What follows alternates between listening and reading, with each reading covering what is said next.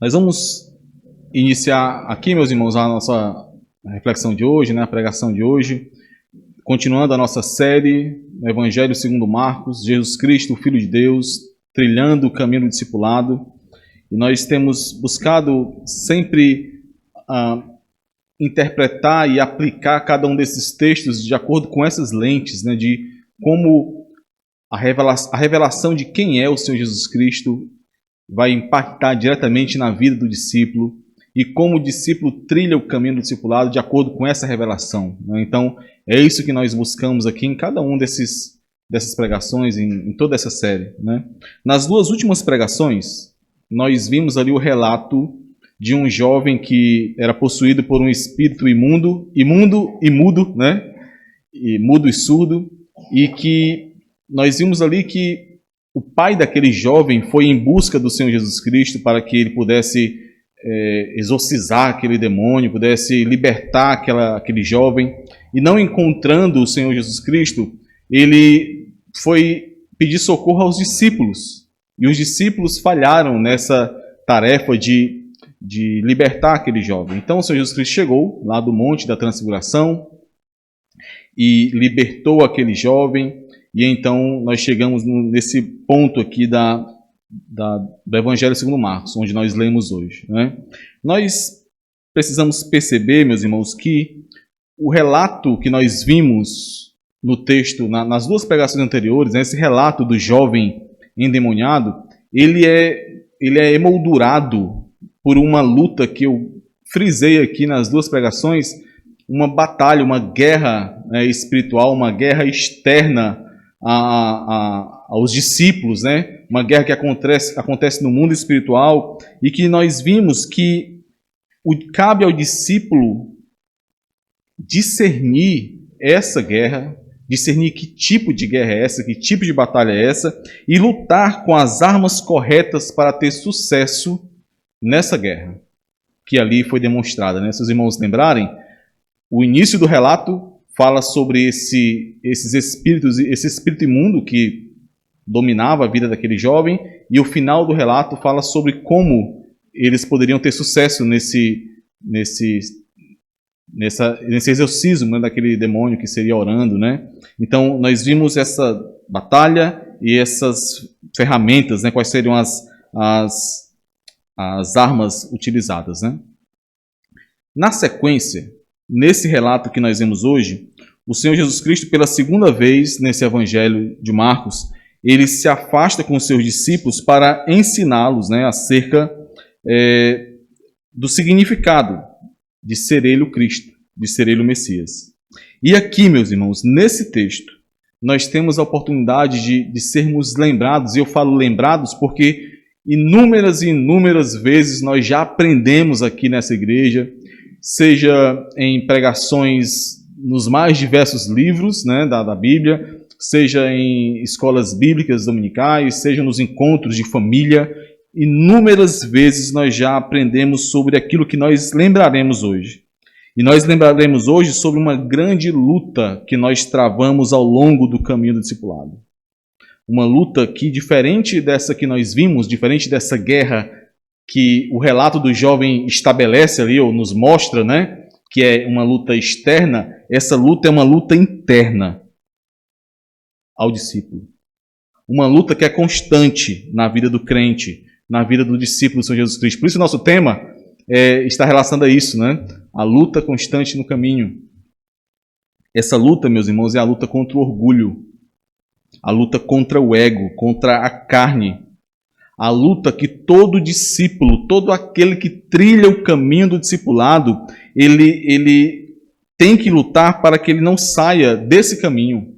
Esse caminho que é guiado pelo modelo de humildade do Senhor Jesus Cristo e que, saindo, para que não saia desse caminho e não tome o caminho do mundo, o caminho que é guiado pelo orgulho, o caminho que é guiado pelos frutos ali do orgulho, do ego, como nós veremos hoje. Essa é uma luta constante no caminho do discipulado. Falar sobre orgulho, meus irmãos, falar sobre humildade é algo muito difícil. Não é algo fácil. Como alguém já disse, né, se você acha que você está apto a falar sobre humildade, você já falhou, né? Já começou errado, né? Você não tem como falar mais sobre humildade. É difícil. É difícil porque o meu orgulho, aqui eu falo, o meu orgulho não é de forma genérica não, é o meu orgulho, o orgulho do George aqui, do irmão George. O meu orgulho, ele me tenta a falar sobre isso de uma maneira que me isente o quanto for possível disso. O meu orgulho, ele me tenta a falar disso de uma forma a não me incluir no que eu vou falar sobre orgulho. É muito difícil, mas o Senhor sabe o quão orgulhoso eu sou. O Senhor sabe o quanto eu quero estar sempre certo. O Senhor e a Dejane sabe também, né? O quanto eu quero estar sempre certo, o quanto eu me preocupo primeiro comigo tantas vezes, o quanto eu me envaideço de certas situações, mesmo que ninguém perceba isso, mesmo que eu faça um esforço para que ninguém perceba isso, o quanto eu espero tantas e tantas vezes reconhecimento e destaque, mesmo de uma forma que somente no meu coração eu cultivo isso. O Senhor sabe. O orgulho é um problema de todos, meus irmãos. De todos. Isso precisa estar muito claro na mente de todos nós. O orgulho é um problema de todos. De homens, de mulheres, de ricos e pobres, desde o mais jovem ao mais velho. Os mais jovens são sempre apontados, né, como aqueles que têm mais problema com orgulho, simplesmente porque eles não aprenderam ainda, né, eles tendem a ser menos experientes em como lidar com orgulho, em como disfarçar melhor, como nós mais velhos conseguimos disfarçar. Mas todos precisam estar cientes dessa luta constante no caminho do discipulado. Todos. É como eu já ouvi um pastor falando uma vez, achei muito interessante. O pastor já bem de idade, né? Ele disse assim: meus irmãos, eu sei muito bem o que é orgulho. Eu já fui jovem e fui muito orgulhoso. Hoje em dia eu sou um velho e sou muito orgulhoso. Só mudou que ele deixou de ser jovem para ser velho, né? O orgulho continuava ali. Falar sobre orgulho, meus irmãos. Refletir sobre o orgulho, sobre os danos que o orgulho pode trazer à nossa caminhada, sobre os frutos do orgulho. Falar e refletir sobre isso. Ou seja, falar sobre isso, estar na posição dos irmãos de ouvirem sobre isso, é algo muito difícil. E é por isso que desde já eu quero firmar um compromisso com os irmãos. Na verdade, eu quero que os irmãos firmem um compromisso comigo. Um compromisso de, assim como eu lutei durante a preparação desse sermão, para que em cada entendimento que eu consegui aqui, pela graça do Senhor, absorver esse texto, para que ele fosse aplicado diretamente a mim, e primeiramente a mim, eu peço que cada um dos irmãos lute também agora. Para que em cada um desses ensinamentos que eu trarei aos irmãos aqui, os irmãos possam aplicar diretamente aos irmãos. Individualmente, a quem está ouvindo, né? Porque a sua carne ela vai se revirar aí. Certamente. Certamente, em muitos momentos do que eu vou falar aqui, os irmãos irão lembrar de vários e vários erros e pecados que outros cometem e vão lembrar, olha, é verdade, isso que o irmão está falando é verdade. Fulaninho é assim, né? Opa, o irmão está falando aí, mas eu já vi foi ele fazendo isso aí que ele acabou de falar. Isso vai acontecer, meus irmãos. Você facilmente vai associar o que nós refletimos com tantas outras pessoas. Mas você precisa entender, é para você mesmo que eu estou falando. Assim como foi para mim. Então lute aí, enquanto eu estou lutando aqui, lute para aplicar isso diretamente a você. Não deixe que a tua carne te engane. Nós veremos nesse texto de hoje quais são os sinais, quais são os indicativos, quais são as evidências que nos mostram que nós estamos falhando nessa luta interna contra o orgulho. Nessa luta constante que nós travamos contra o orgulho. Porque diferente daquela guerra externa, espiritual, que os discípulos estavam vivenciando antes da chegada do Senhor do Monte, para eles era muito fácil perceber quando eles falhavam nessa luta externa. Por quê? Porque era simplesmente o fato que não ocorreu ali. Então eles precisavam exorcizar, né? Libertar aquele jovem ali, daquele demônio. E não conseguiram. Ou seja, claramente eles falharam, eles perceberam que falharam. Mas nessa luta interna contra o orgulho, contra a carne, Muitas vezes nós sequer percebemos que estamos falhando nessa luta. Muitas vezes nós tentamos enganar e sermos enganados por nós mesmos, fingindo que está tudo bem, fingindo que não há nenhum problema em relação a isso. Mas nós precisamos estar atentos e vigilantes constantemente. É por isso que eu vou repetir várias vezes esse termo luta constante aqui, porque é uma luta constante na nossa caminhada cristã, no nosso caminho que nós trilhamos o discipulado. Nós veremos aqui, meus irmãos, 3 sinais. Ou melhor, eu inicialmente tinha me programado para que víssemos 3 sinais de quando nós estamos falhando nesse caminho do discipulado, nessa luta contra o orgulho no caminho do discipulado.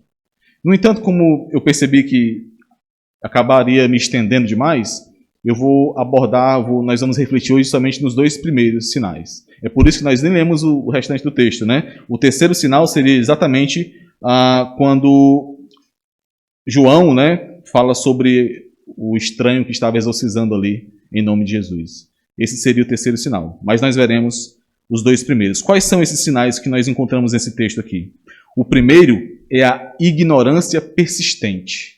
A falta de compreensão que continua e continua, dia após dia, período após período, e você é ensinado, você é tratado, mas você acaba caindo nos mesmos pecados, nos mesmos erros, assim como os discípulos estavam caindo aqui. Esse é o primeiro sinal de que nós estamos falhando nessa luta contra o orgulho. O segundo sinal é o desejo de dominar ao invés de servir. É um entendimento errado acerca do que significa autoridade no reino de Deus. E é isso que nós veremos também como o segundo sinal. O terceiro sinal, já para os irmãos irem refletindo aí, depois que quiserem ler esse texto do 38 ao 41, é a dificuldade em cooperar para o reino. A facilidade maior em gerar conflitos do que em agregar para que o reino avance. Esse é um terceiro sinal de que nós estamos fraquejando, falhando nessa luta contra o orgulho. Mas vamos então ao nosso primeiro ponto, e é o primeiro sinal de que você precisa estar atento para perceber que está falhando em alguma medida nessa luta contra o orgulho ao longo do caminho do discipulado. Vamos ler Marcos do versículo 30 ao 32, né? Marcos 9, do 30 ao 32. E tendo partido dali, passavam pela Galileia, e não queria que ninguém o soubesse, porque ensinava os seus discípulos e lhes dizia: o Filho do Homem será entregue nas mãos dos homens e o matarão, mas 3 dias depois da sua morte ressuscitará. Eles, contudo, não compreendiam isto e temiam interrogá-lo. O Senhor, meus irmãos, continua aqui o seu caminho com os discípulos rumo a Jerusalém, né, rumo à cruz, e ele procurou mais uma vez ficar isolado para que ele pudesse ensiná-los. Afinal, o tempo da sua partida estava próximo. E o conteúdo central desse ensino era exatamente acerca da missão do Cristo, do Messias, porque os discípulos entendiam isso de forma muito errada. Eles esperavam um Messias, como nós já vimos algumas vezes aqui, um libertador da nação, alguém que tomaria o poder, a força e elevaria-se em autoridade sobre as nações e certamente distribuiria essa autoridade também com os discípulos. O Senhor já havia ensinado sobre isso antes. Nós vimos lá que logo após a confissão do apóstolo Pedro, em Marcos 8, 29, o Senhor iniciou esse tipo de ensino, mostrando a eles qual era o caminho do Messias e, consequentemente, qual era o caminho deles também, porque os irmãos devem lembrar disso. O Senhor ensina sobre o caminho do Messias e logo em seguida diz a eles o que significa seguir ao Messias, que é tomar o mesmo caminho, como nós vimos. Aquele que quer vir após mim, negue-se a si mesmo, tome a sua cruz e siga-me. Aqui, o Senhor, ele traz o mesmo ensino, mas com apenas uma diferença. Os irmãos não precisam ler, abrir lá em Marcos 8, mas ao invés de dizer que era necessário que o Filho do Homem sofresse e fosse rejeitado pelos judeus, pelos escribas, pelos sacerdotes, aqui, nessa porção, o Senhor Jesus Cristo diz que o Filho do Homem é uma alusão muito clara a Daniel, a profecia do Messias lá em Daniel. O Filho do Homem será entregue nas mãos dos homens. E aqui nós precisamos perceber algo, meus irmãos, que é difícil realmente para nós percebermos, por conta dessa expressão não ser tão clara no nosso idioma, né?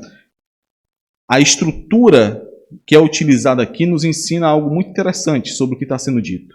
Porque Marcos descreve que o Filho do Homem, né, que a frase do Senhor Jesus Cristo foi: o Filho do Homem será entregue. Mas a pergunta, meus irmãos, é: o que o Senhor está dizendo aqui? Será entregue por quem? Quem entregará o Filho do Homem? Esse é o ponto. E aqui, na estrutura que Marcos utiliza para descrever isso, nós encontramos o que é chamado de um passivo divino. Os irmãos já ouviram algumas vezes o pastor aqui falar sobre aquele imperativo divino, né, do salmista, quando ele grita como se desse uma ordem ao Senhor, né, pedindo algo, mas ele está dizendo: Senhor, que seja do teu agrado, né, tal coisa que ele está falando lá. Aqui é algo, claro, mantendo a devida cuidado de proporção aí, mas é algo parecido. É um passivo divino, é uma referência a Deus sem usar o nome de Deus, que é muito característico da forma dos judeus escreverem e falarem, por conta do temor em relação ao nome do Senhor. Esse versículo aqui, meus irmãos, essa estrutura reflete aquilo que a linguagem que nós vimos no início da liturgia, quando eu li para os irmãos Isaías 53. Eu vou ler só mais 3 versículos. Vou repetir essa leitura, né? 2 versículos.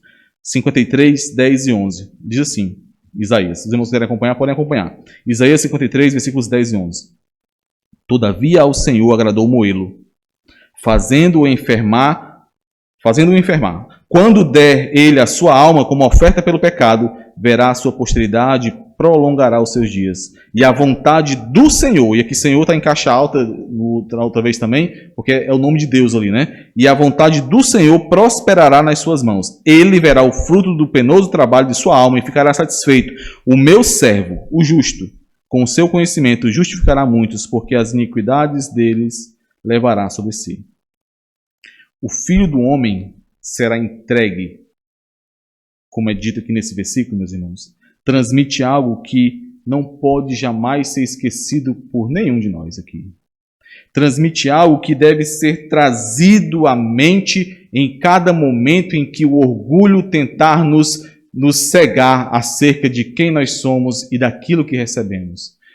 Isso que nos é dito, o Filho do Homem será entregue, nos transmite a ideia de que Deus, o próprio Deus, é o agente que entregou o seu Filho para salvar outros, para que os pecados de outros fossem perdoados.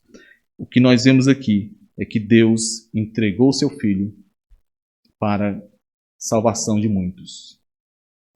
Nós não podemos esquecer disso. E eu fiz questão de frisar isso, por mais que não seja diretamente o ponto principal da nossa reflexão hoje, porque é preciso, meus irmãos, que nós possamos falar isso em voz alta. Eu quero trazer aqui aos irmãos essa ideia de que quando a sua carne, quando o seu ego te colocar como superior ao teu irmão, quando o teu ego, quando a tua carne achar que você está sofrendo demais, que você está sendo injustiçado demais, que você já fez muito mais do que você deveria e que outros não fazem nada, que você está com crédito com o Senhor e com a igreja.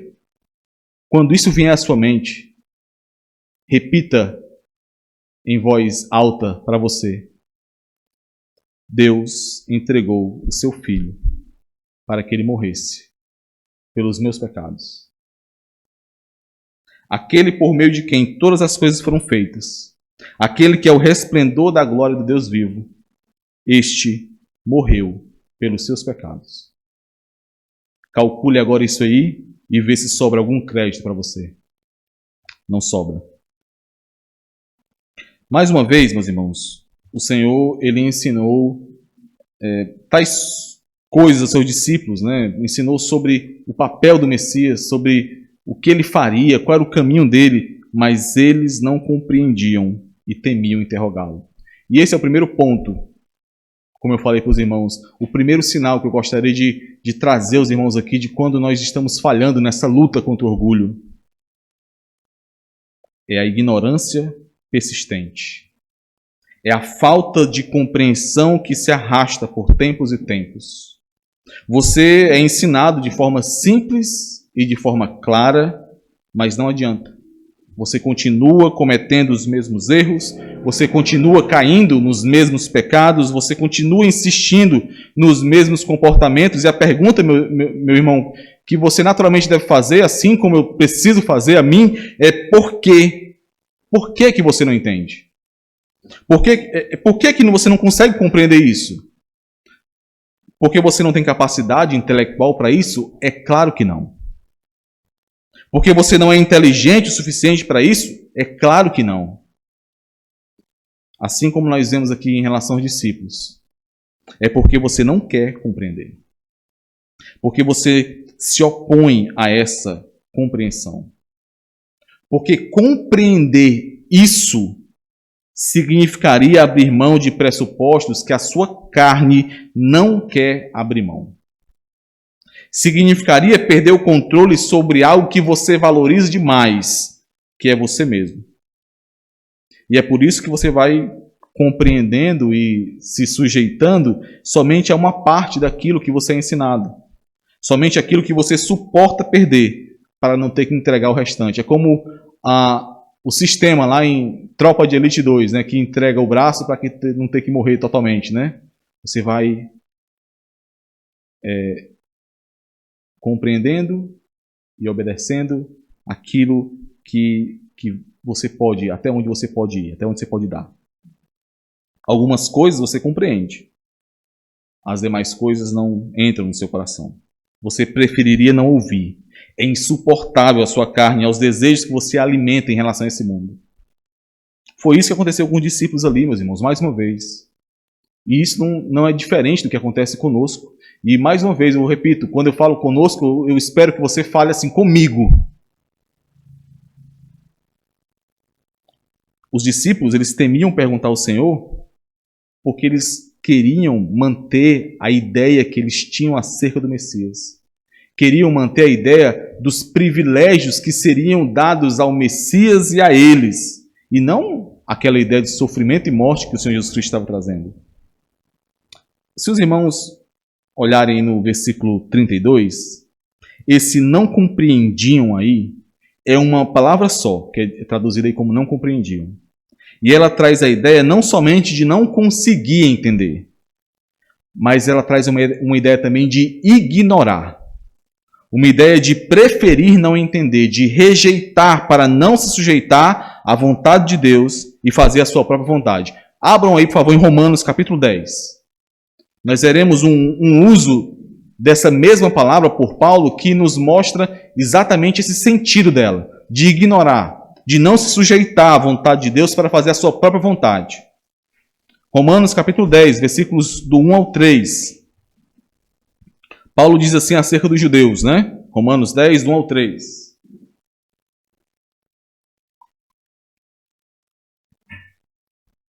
Irmãos, a boa vontade do meu coração e a minha súplica a Deus a favor deles, dos judeus, são para que sejam salvos, porque lhes dou testemunho de que eles têm zelo por Deus, porém não com entendimento, porquanto desconhecendo, e essa é a mesma palavra que é utilizada aqui em Marcos, né? Essa palavra não compreendiam, né? Porquanto desconhecendo ou ignorando a justiça de Deus e procurando estabelecer a sua própria, não se sujeitaram a que vem de Deus. Percebem como o contexto desses versículos aqui mostra um pouco melhor sobre o significado dessa palavra? Por que você continua cometendo os mesmos erros? Porque cada um de nós, se nós formos analisar, cada um de nós, tantas vezes, falhamos e cometemos os mesmos erros. E caímos nos mesmos pecados. E falhamos nas mesmas situações. Por que você ainda não compreendeu? Porque você tem falhado na luta contra o seu orgulho. Porque você ainda está se agarrando a este mundo e a forma de pensar deste mundo e não está se sujeitando à vontade de Deus para fazer a sua própria vontade. E o mais perigoso disso, meus irmãos, é quando nós selecionamos aquilo que nós compreendemos e aquilo que não. Aquilo que é agradável para que nós possamos compreender e nos sujeitar e viver, e aquilo que não. aquilo que não deve ser tocado pela palavra, pelo Senhor, pelo pastoreio, pela igreja. Você não tem compreendido porque você tem ignorado a vontade do Senhor, não se sujeitando a Ele para fazer a sua própria vontade. Esse, meu irmão, minha irmã, é um sinal, é uma evidência de que você tem falhado nessa luta contra o orgulho. Quando, vez após vez, hora após hora, situação após situação, você falha em compreender aquilo que é ensinado e em viver de acordo com aquela compreensão. Esse é um problema do orgulho. E mais uma vez, eu vou repetir, é para você mesmo que eu estou falando. Para você, George, aqui, ó, que eu estou falando. Para cada um de vocês, meus irmãos. A sua falta de compreensão é um problema do orgulho e nós precisamos lutar contra isso, para que possamos compreender e viver, e caminhar, e trilhar o caminho do discipulado de forma digna do Evangelho do Senhor. Qual é o segundo sinal de que você está falhando na luta contra o orgulho? O segundo ponto é o desejo de dominar ao invés de servir. O desejo de exercer autoridade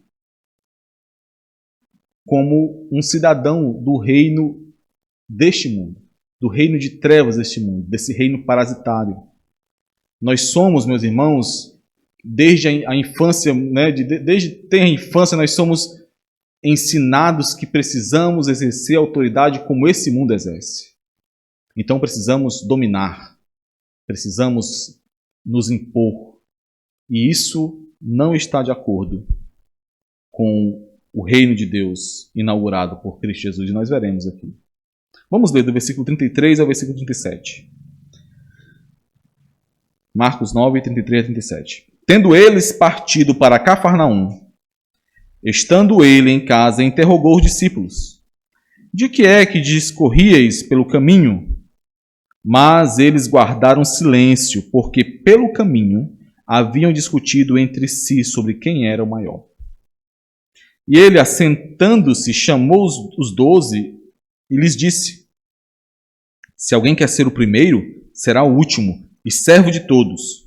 Trazendo uma criança, colocou-a no meio deles e, tomando-a nos braços, disse-lhes: qualquer que recebeu uma criança tal como esta, em meu nome, a mim me recebe. E qualquer que a mim me receber, não recebe a mim, mas ao que me enviou. O Senhor continua trilhando o seu caminho em direção a Jerusalém, junto com os seus discípulos, e ele faz mais uma parada. E nessa parada ele faz uma pergunta aos seus discípulos, como nós vimos aqui. O que é que vocês andam discutindo no caminho? Interessante, né, perceber isso? Sobre o que vocês discutiam no caminho? Em que vocês têm se concentrado? No texto paralelo que nós encontramos em Lucas, desse relato, nós vemos que o Senhor Jesus Cristo pergunta isso porque ele já sabia o que se passava no coração dos discípulos. E aí, meus irmãos? Imagine aí se nós ouvíssemos essa pergunta. Imagine o que você responderia se hoje o Senhor, né, te perguntasse, a palavra te perguntasse, se hoje alguém te perguntasse. O que você tem discutido ao longo do caminho do discipulado? Ou de uma forma diferente?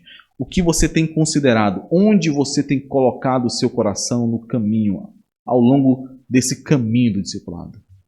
Essa é uma pergunta que é muito importante e que dá muito medo mesmo. Não é à toa que os discípulos ali se calaram, como nós veremos, né?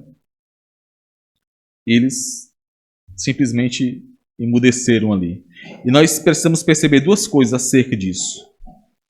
Primeiro, meus irmãos, é que eles sabiam minimamente o que é que eles estavam discutindo ali.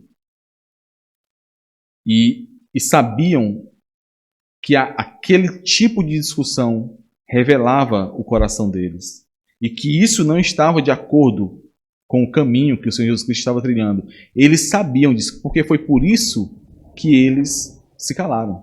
Foi por isso que eles não falaram sobre o que ele estava, sobre qual era o teor da conversa. As ambições deles em nada se alinhavam com o que o Senhor Jesus Cristo já havia ensinado a eles, com o negue-se a si mesmo, tome a sua cruz e siga-me. Perceber isso, meus irmãos, aqui reforça essa nossa compreensão do ponto anterior, de que os discípulos não compreendiam porque eles não queriam compreender, porque eles tinham vontades distintas, diferentes da do Senhor. Quantas vezes você já fez a mesma coisa? Quantas vezes você tem insistido em ir contra a palavra, em ir contra a igreja, porque simplesmente você quer fazer o que você quer? É interessante, os irmãos que têm crianças menores em casa devem ter visto isso muitas vezes já, né? Eu vejo demais lá em casa, né, com a Maria Clara, dela ser ensinada, dela ser falar algo para ela, e 5 segundos depois ela está fazendo exatamente o que ela quer de novo. Ela ouviu, ela compreendeu. Muitas vezes ela se cala também, assim como os discípulos se calaram. Muitas vezes ela simplesmente, né, dá aquela de que não ouviu nada, de que não compreendeu, mas porque ela quer fazer a vontade dela. Quantas vezes nós fazemos a mesma coisa? Somos ensinados, ouvimos de forma clara o ensino do Senhor, mas preferimos não ouvir, preferimos não mexer naquilo porque sabemos o custo que aquilo lhe terá. Por exemplo, uma amizade que você sabe que se você estiver caminhando com essa amizade, se você mantiver essa amizade, você vai ter que você vai ser prejudicado em sua caminhada cristã. Então você prefere nem pedir conselho sobre essa amizade, porque você sabe que vai ter que perder. E se perder, você não era isso que você queria naquele momento, né? O segundo ponto que nós precisamos perceber aqui acerca desse silêncio, ou melhor, dessa conversa dos discípulos ao longo do caminho aqui, é como o orgulho e o egoísmo, né, que está diretamente relacionado com o orgulho, ele nos torna insensíveis, meus irmãos. Percebam, há pouco tempo, o ensino que o Senhor Jesus Cristo trouxe há pouco tempo àqueles discípulos foi de que ele seria morto, que ele seria entregue aos homens, que ele sofreria e morreria. E o que é que os discípulos estão conversando em seguida? Qual é o teor da conversa? Qual deles é o maior? Qual deles teria maior destaque entre os seguidores de Jesus? Quando você está falhando na luta contra o ego, contra o orgulho, você vai ficando cada vez mais insensível. Cada vez mais você não enxerga e não se preocupa com as dores e com as necessidades do outro, com as fraquezas do outro. Sabe quem é que sofre demais com isso, meus irmãos? Sabe quem é que passa muito por isso? E nós, infelizmente, ouvimos tantas histórias. Os irmãos já ouviram também, certamente. Os pastores sofrem demais com isso, com essa insensibilidade, com o fato de se gastarem em favor das ovelhas e do reino, e geralmente estas mesmas ovelhas serem tão insensíveis quanto às dores, quanto às necessidades, quanto às fraquezas do pastor, exatamente como Jesus sofreu aqui. Exatamente. Aqueles com quem ele caminhava, ao ele ensiná-los sobre as dores pelas quais ele passaria, pela missão, o caminho que ele tomaria, eles sequer ligaram para isso e foram falar sobre quem era o maior. O remédio para essa falta de luta dos discípulos é muito claro aqui, meus irmãos. O ensino da verdade, o ensino da palavra. Versículo 35. E ele, o Senhor Jesus, assentando-se, chamou os 12 e lhes disse: se alguém quer ser o primeiro, seja o último e servo de todos. Marcos aqui retrata toda a solenidade do que está acontecendo, meus irmãos. Porque o Senhor Jesus Cristo, ele não toma outra atitude senão com a solenidade de um mestre que ensinava naquela época. É por isso que é importante perceber essa sequência dos verbos que são utilizados aqui, né? Quando ele diz, assentando-se, chamou e lhes disse. Isso aqui é a solenidade daquele que ensina, daquele que traz instrução, que traz a verdade. O Senhor Jesus Cristo não fez outra coisa senão ensinar-lhes a verdade. A solução para tratar o orgulho é a instrução da palavra de Deus. É ser instruído pela palavra de Deus. Obviamente, essa instrução ela precisa ser dada de acordo com a necessidade de cada um. Nós vimos isso. Os irmãos lembram lá quando eu citei aqui o caso de Marta e Maria, né, que foram ensinadas de formas distintas, porque cada um precisava ouvir a palavra do Senhor de forma distinta. Mas no fim, somente a palavra do Senhor pode fortalecer você nessa luta contra o orgulho. E o que foi que o Senhor Jesus Cristo ensinou aqui nesse ponto? Nós vimos aqui que ele diz: se alguém quer ser o primeiro, será o último e servo de todos. Muitos aqui, meus irmãos, é muito comum essa compreensão. Muitos, ao lerem esse versículo, acham que o Senhor Jesus Cristo está dando aqui uma espécie de castigo para aquele que quer ser o maior. Quando ele diz assim, se alguém quer ser o primeiro, será o último e servo de todos. Mas não é isso que está sendo ensinado aqui pelo Senhor. O Senhor simplesmente está ensinando como funciona, como é a lógica, como acontece a autoridade no reino de Deus. É só isso que ele está dizendo. Como é que se exerce a autoridade no reino de Deus. Vamos ler um texto em Lucas que deixa isso mais claro para nós. Lucas capítulo 22. Vamos ler do versículo 24 ao 30. Lucas 22.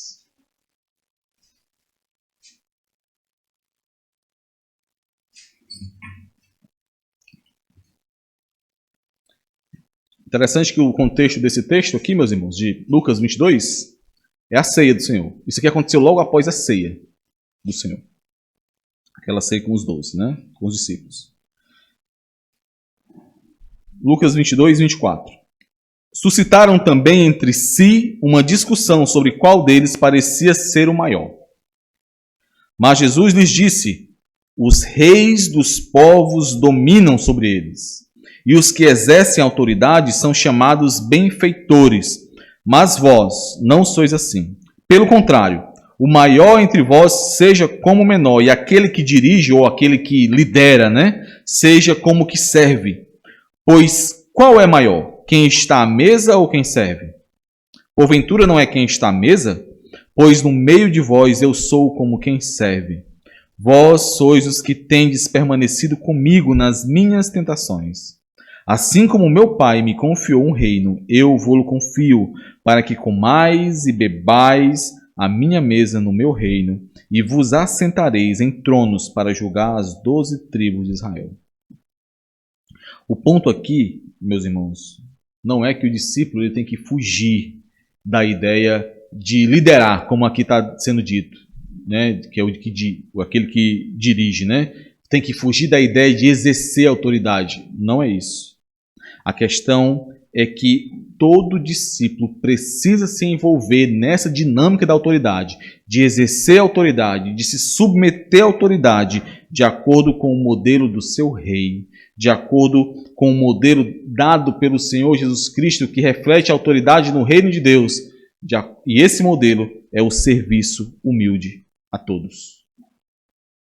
O ponto é que onde quer que você for chamado para esse tipo de relação de autoridade, ora exercendo autoridade, ora se submetendo à autoridade, porque essa é a dinâmica da nossa vida mesmo. Em alguns momentos nós precisamos nos submeter à autoridade e em outros momentos precisamos exercer a autoridade. E aquele, meus irmãos, entenda isso, aquele que não sabe se submeter à autoridade jamais saberá como exercer a autoridade. Para exercer a autoridade é preciso saber se submeter à autoridade. Para liderar, é preciso saber ser liderado. Você precisa fazer isso de acordo com o modelo dado pelo Senhor. E se você estiver exercendo autoridade de acordo com o modelo desse mundo, de acordo com como esse mundo exerce, você está falhando na luta contra o orgulho. Para este reino de trevas, para esse reino parasitário, como nós ouvimos muito esse termo aqui, do nosso pastor, para aquele que é dominado pelo orgulho, exercer autoridade é geralmente associado a ter poder para dominar outros, para mandar em outros, para que outros façam aquilo que ele quer, para que este seja servido por outros. Mas para o crente, para o discípulo do Senhor Jesus Cristo, exercer a autoridade, como nós vimos aqui e veremos ainda, é servir aos demais, de acordo com a humildade e a disposição de mente de Cristo. Vamos a um texto que eu gosto mais, que os irmãos já leram demais aqui, mas eu quero ler mais uma vez com os irmãos. Filipenses capítulo 2, versículo 5, do 5 ao 8. Já está quase dando para decorar já esse texto, né? Filipenses 2, do 5 ao 8.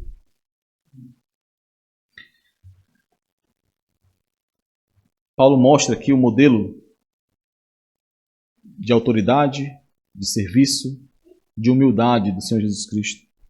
Tende em vós o mesmo sentimento, e nós vimos que essa palavra sentimento aqui é a disposição de mente, é aquilo que ocupa mente e coração e nos coloca em movimento, para agirmos. Tende em vós o mesmo sentimento que houve também em Cristo Jesus, pois ele, subsistindo em forma de Deus, não julgou como usurpação o ser igual a Deus. Antes, a si mesmo se esvaziou, assumindo a forma de servo, tornando-se em semelhança de homens e reconhecido em figura humana, a si mesmo se humilhou, tornando-se obediente até a morte, e morte e cruz. Esse é o padrão de autoridade exercido pelo crente.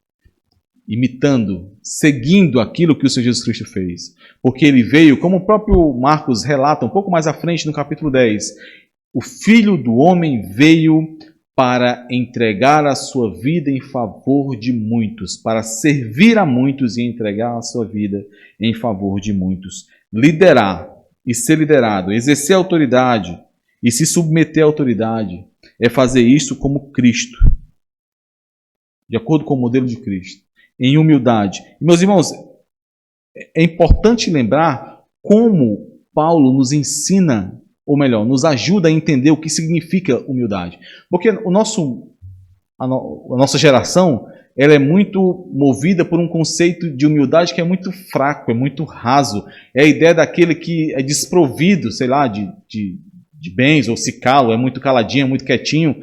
Mas Paulo deixa aqui muito claro o que significa ser humildade na Epístola aos Filipenses. No capítulo 2, no capítulo 3, no capítulo 4, ele fala de forma muito clara que humildade significa considerar os outros superiores a si e as necessidades dos outros superiores às suas próprias necessidades. Exatamente de acordo com o modelo de Cristo dado aqui no capítulo 2, versículo dos 5 ao 8. Porque o Senhor, sendo Deus, não usou como usurpação ser Deus, e esvaziando-se da sua glória, se humilhou para servir a muitos, para entregar sua vida em favor de muitos. Considerando os outros superiores a si mesmo e as necessidades dos outros superiores a si mesmo, é que nós podemos seguir esse modelo de humildade e exercer autoridade de acordo com o reino de Deus. Isso, meus irmãos, vale para qualquer instância que você exerça e se submeta à autoridade. Você, como marido, precisa tomar esse padrão para exercer autoridade no seu lar. Não é um padrão de tirania e domínio. O marido cristão, ele não exerce a autoridade que ele tem como cabeça do seu lar para ser servido por sua esposa, mas para servi-la, servir a sua família, para que o seu lar seja edificado e para que a cada momento que passe mais e mais a sua esposa, ela se apresente como uma bela representante do Senhor Jesus Cristo, amando a sua esposa como Cristo amou a sua igreja. Da mesma forma, a esposa, nessa dinâmica de autoridade, onde ela se submete à autoridade do marido, ela não faz isso como esse mundo faz, tendo o conceito de submissão como esse mundo tem. Em todas as instâncias, meus irmãos, aquele que entende que faz parte do reino de Deus, que é um discípulo do Senhor Jesus Cristo, sabe que ele não é o maior, ele não é o primeiro, ele é aquele que serve a todos. É por isso, meus irmãos, que o serviço na igreja, por exemplo, jamais pode ser comparado a qualquer outro serviço. É por isso que você pode trazer a pessoa mais talentosa desse mundo, em qualquer que seja a área que nós necessitamos aqui para o serviço ao Senhor, mas este, se não for de acordo com os moldes dados por Cristo, esse jamais estará apto a servir ao Senhor e à sua igreja. Jamais. Porque os parâmetros de autoridade são muito diferentes. Os parâmetros de serviço são muito diferentes. É por isso que liderar na igreja jamais pode ser comparado a qualquer experiência de liderança que você tenha. O Senhor nos capacita e nos dá talentos a todos nós. Mas esses talentos precisam estar aos pés do Senhor. Qualquer que seja a experiência, qualquer que seja o talento que nós tenhamos, deve ser utilizado sim em favor do reino, mas sabendo que o único modelo de liderança é o do Senhor Jesus Cristo. Um modelo de serviço humilde a todos. O resto é orgulho e vaidade. O modelo de autoridade e liderança no reino de Deus não é desejar dominar os demais. Não é desejar ser servido pelos demais. De forma totalmente oposta, é servir humildemente a todos. É considerar-se o menor de todos. E assim, servir a todos. Para não deixar dúvidas sobre esse todos aqui que o Senhor Jesus Cristo finaliza o versículo, ele traz uma ilustração perfeita. Uma ilustração que aqueles discípulos jamais entenderiam, deixariam de entender. Talvez nós não entendêssemos, pela cultura que nós vivemos hoje, mas aqueles discípulos jamais deixariam de entender o tipo de serviço, o modelo que o Senhor Jesus Cristo está mostrando a eles ali com essa ilustração que o Senhor faz. Versículo 36. Trazendo uma criança, colocou-a no meio deles e, tomando-a nos braços, disse-lhes: qualquer que receber uma criança tal como esta, em meu nome, a mim me recebe, e qualquer que a mim me receber, não recebe a mim, mas ao que me enviou. É interessante que muitos, às vezes, acham que o modelo que está sendo dado aqui é o da criança, né? A criança é o modelo que está sendo apresentado, mas não é. O modelo que está sendo dado é do Senhor Jesus Cristo, que recebe a criança, que traz a criança e deposita-lhe nela algum valor para que ela seja colocada como aquela que merece ser servida, que deve ser servida. Ao trazer uma criança, meus irmãos, o Senhor, ele, como eu falei, traz um exemplo perfeito aos discípulos ali.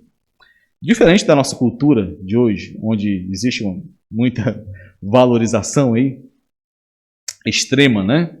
As crianças, elas, naquela época, naquela geração, inclusive tanto entre gregos e romanos, como também entre judeus, não era valorizado. Era a menor de todos. Era o exemplo perfeito do que significaria ser o menor de todos. O que tinha menos valor. Porque era uma sociedade em que os índices de mortalidade infantil eram muito altos, em que era preciso trabalhar muito para conseguir recursos para a família, né? Tinha uma grande demanda para o trabalho, então as crianças não eram valorizadas. Os judeus, por exemplo, até chegar lá na idade do Bar Mitzvah, né? Que é onde os homens com 13 e as mulheres com 12 se tornavam adultos, de acordo com os judeus, até lá, estes não eram considerados membros de valor entre os judeus. Por quê? Porque eles não tinham se mostrado capazes de interpretar a Torá, de ler, né, interpretar a lei de Deus e serem responsáveis por eles mesmos. Eram os pais que eram responsáveis por eles. Então eles também não eram valorizados entre os judeus. O Senhor, ele traz um exemplo perfeito aqui, daquele que é o menor, aquele que seria o menos valorizado e que ainda assim, por causa do nome de Jesus, deveria ser servido, como ele fala aqui. Recebido. Jesus está dizendo: se você quer ser o maior no reino de Deus, seja o último e sirva a todos, mas a todos, sem acepção, não de acordo com os valores desse mundo, todos, mesmo aqueles que esse mundo jamais enxergaria, mesmo aqueles que esse mundo certamente não receberia, mesmo aqueles que, se você estiver falhando na luta contra o orgulho, você não enxergará. Porque, meus irmãos, aquele que se vê alto demais, ele não enxerga os pequenos, não. Aquele que coloca valores mundanos em outros e nele mesmo, ele não enxerga esses pequeninos do Senhor. Mas qualquer um que, por causa do nome de Jesus, no nome dele, procurar a qualquer discípulo, este deve ser recebido, como que recebendo ao próprio Cristo. E é importante percebermos o oposto aqui também, irmãos. Não receber a qualquer um desses pequeninos, não receber qualquer um desses que não são valorizados por esse mundo, pela sociedade, por esse reino caído, não receber estes que em nome de Cristo procuram os discípulos, é não receber o próprio Jesus, o próprio Deus. Você tem percebido os pequeninos, meu irmão, irmã, você tem percebido aqueles que têm gritado, pedindo por compaixão? Os irmãos devem perceber que ao longo dessas últimas pregações nós temos visto muito sobre essa ênfase do Evangelho atingir as pessoas de fora da igreja. Nós precisamos despertar para isso, irmãos. De que muitos e muitos estão aí perecendo, gritando, pedindo por compaixão, pedindo por misericórdia. E nós precisamos sim sermos capacitados aqui, sermos fortalecidos aqui, mas para que possamos ser instrumentos a outros também. No vale, onde pessoas estão perecendo. Você tem percebido os pequeninos ou você tem usado os mesmos padrões deste mundo? Você tem considerado como digno do seu serviço, da sua atenção, do seu acolhimento, aqueles que esse mundo não enxerga? E aqui mesmo, eu não estou falando daquela teologia, eu nem lembro qual é o nome, se é... Não é nem essa não, é daqueles que enfatizam os pobres como, né, sendo aqueles que o Senhor ama, né? Não é isso não, mas é não manter a visão desse mundo acerca do reino, acerca daqueles que buscam o Senhor. Quanto maior você considerar que você é, menores e menos importantes você irá considerar que aqueles que não são dignos, considerará aqueles que não são dignos de valor, como esse reino tem colocado, esse reino caído. Quanto maior você considerar que você é, menos importante você considerará os pequeninos do Senhor.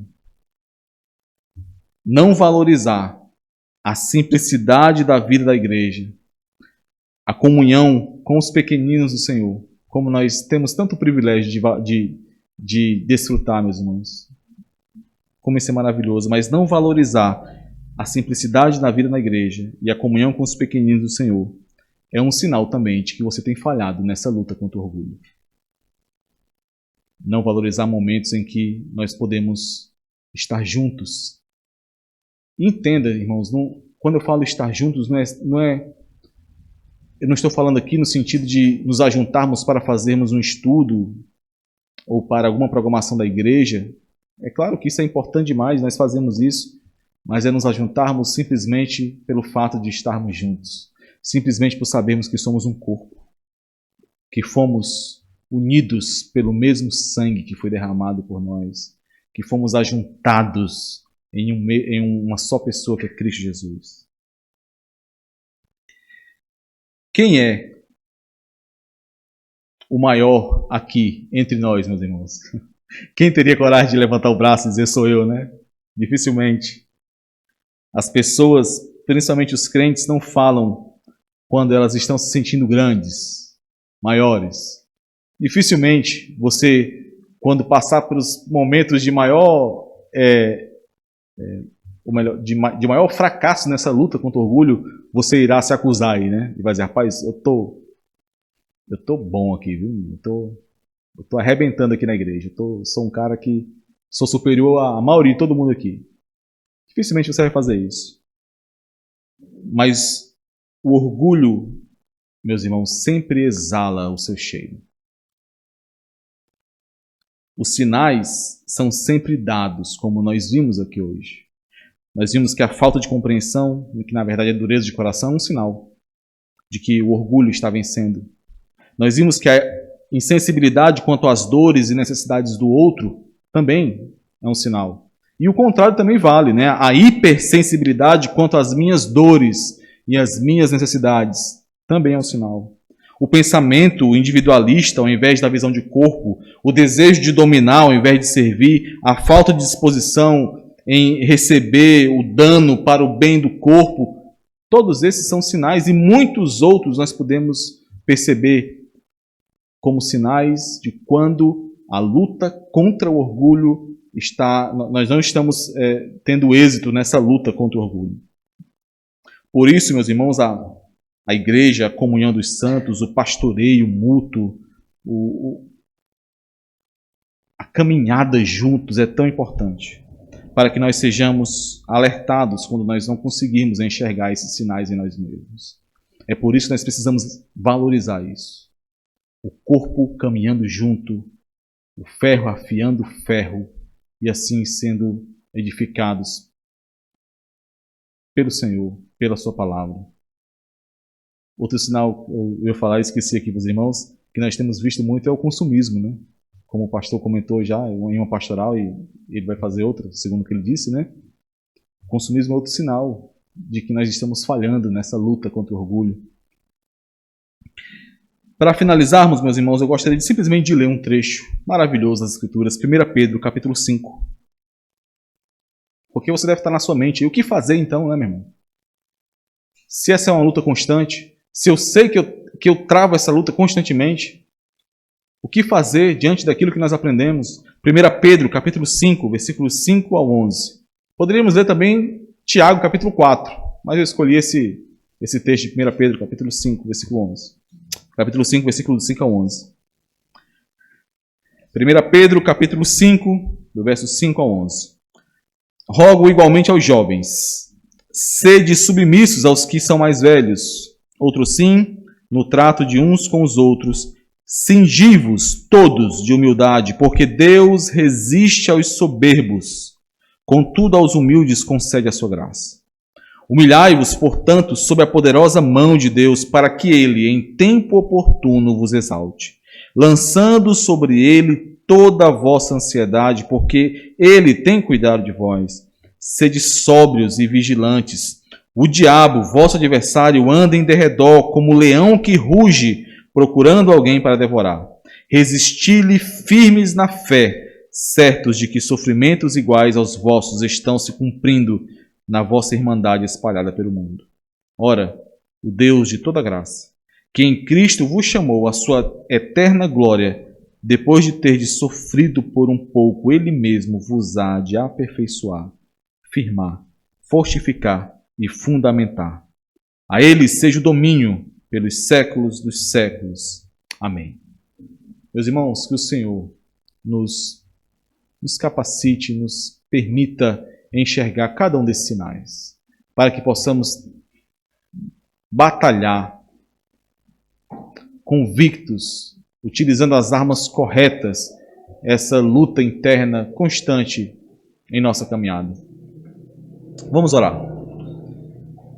Ó Senhor amado, Senhor, nós somos tão dependentes do Senhor, mesmo sendo tão instruídos, mesmo tendo recebido tão grande graça em sermos templos do Teu Santo Espírito.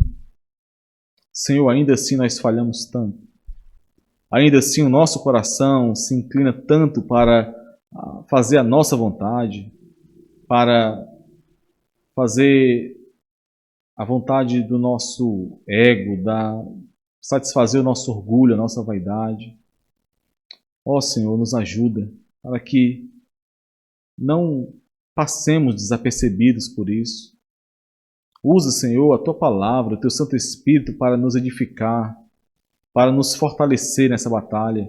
Usa, Senhor, os instrumentos que o Senhor nos deu, a Tua amada igreja, o discipulado, a caminhada juntos. Dá-nos corações, Senhor, que se dobram diante da Tua verdade, maleáveis, que aprendem, que se sujeitam, Senhor, que confiam no Senhor e na igreja. Ó Senhor, nos abençoa para que possamos continuar trilhando o caminho do discipulado de acordo com o modelo do nosso Senhor Jesus Cristo, em humildade, em confiança no Senhor, em obediência ao Senhor. No nome dele é que nós pedimos, Senhor. Amém.